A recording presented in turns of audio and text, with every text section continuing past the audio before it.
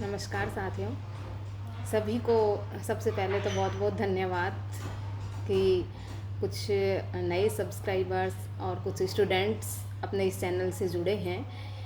जिस तरह से आज का अपना ये बिंदु है कि हमें तनाव मुक्त किस तरह से रहना है, आगे की जो हमारी भर्ती परीक्षा है सहायक आचार्य की, उसके लिए जिस प्रकार से एक विद्यार्थी को आवश्यकता होती है, मोटिवेशन जिसको हम बोलते हैं, प्रोत्साहन जिसको हम बोलते हैं, उसी प्रकार से उन विद्यार्थियों को प्रोत्साहित करने वालों को भी आवश्यकता होती है।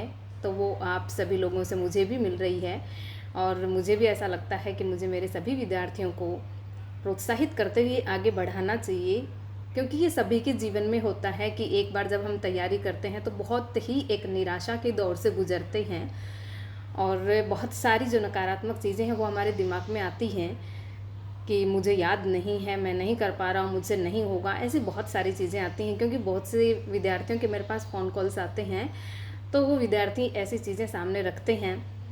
तो आपको सबसे पहले तो मैं आपको बता दूं कि जो अपना पाठ्यक्रम है सहायक आचार्य भर्ती परीक्षा का, वो अपना टिप्स पे याद होना चाहिए अपना। जैसे कि मैंने ऐसा किया था, मान लो चाहे वो रीति काल हो, भक्ति काल हो, आदि काल हो, उसमें हमारे इस पाठ्यक्रम में निश्चित कवि दिए हुए हैं कि कौन कौन से आदि काल के हैं, कौन से भक्ति काल के हैं, रीति काल के हैं।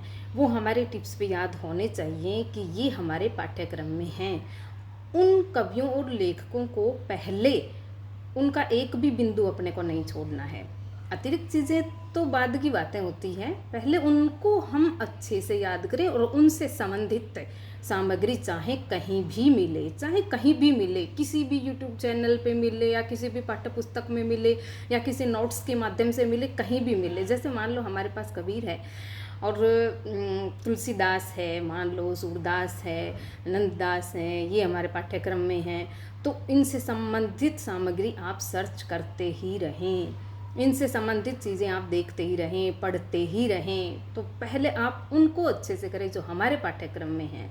वास्तव में आज आप ये सोच के देखिए कि क्या हमें याद है रीति काल में रीति सिद्ध कवि हैं वो कौन से हमारे पाठ्यक्रम में हैं, रीतिबद्ध हैं वो कौन से हैं, रीति मुक्त हैं वो कौन से हैं हमारे पाठ्यक्रम में। जैसे मान लीजिए छोटा सा कवि है आलम, तो छोटा सा तो मैं नहीं कहूँगी क्योंकि कोई भी कवि छोटा नहीं होता है, लेकिन इनसे जो संबंधित विषय वस्तु है वो बहुत अधिक नहीं है पढ़ने के लिए हमारे पास, लेकिन इनसे संबंधित एक प्रश्न जरूर आता है, तो उसको पढ़ेंगे हम तो इतनी कम विषय वस्तु में से एक प्रश्न हमारा सही हो जाएगा। तो ऐसी चीज़ें फॉलो करते हुए, अनुकरण करते हुए हमें तैयारी को आगे बढ़ाना है, बिल्कुल तनाव मुक्त रहना है।